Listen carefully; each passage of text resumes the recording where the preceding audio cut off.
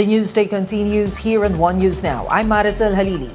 One expert is warning of a, quote, serious food shortage in the Philippines by year-end or early 2023. In an interview with the Chiefs, former Agriculture Undersecretary Fermin Adriano said this is because of several issues involving the country's produce. He highlighted that there is still a threat of African swine fever on pork and bird flu on chicken. Adriano also noted the recent increase in the prices of vegetables following Carding's onslaught. With this, he urged the government to stock up on commodities. I think that's a commonsensical business decision.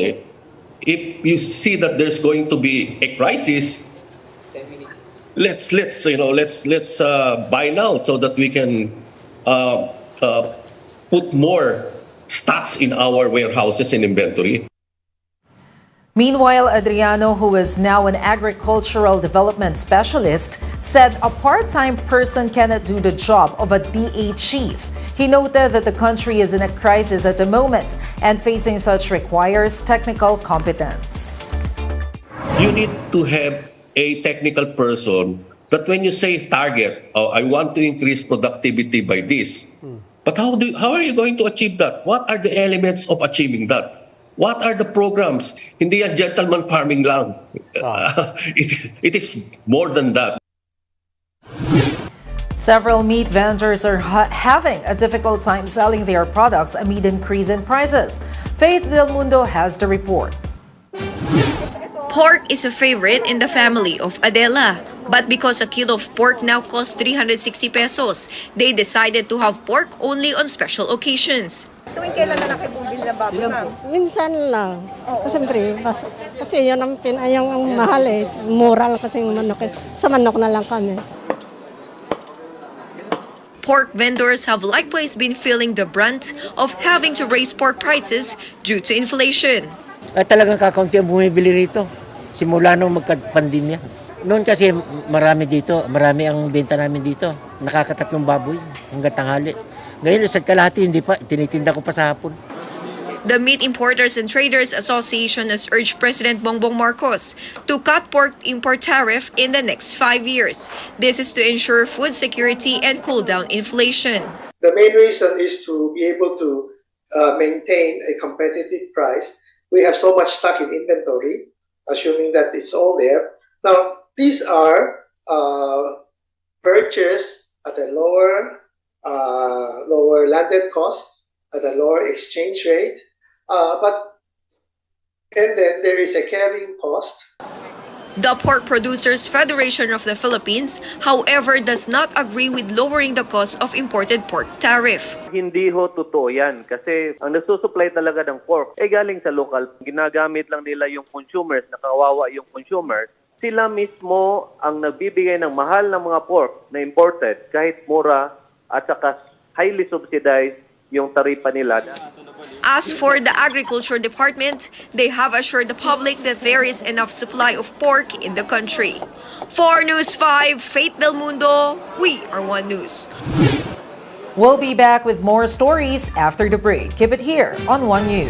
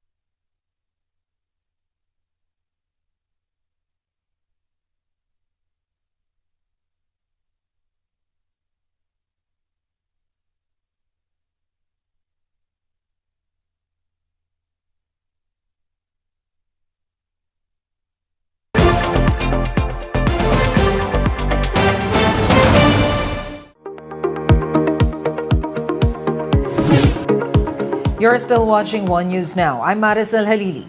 Millions of households in the United Kingdom will see sharp rises in their energy bills starting this month.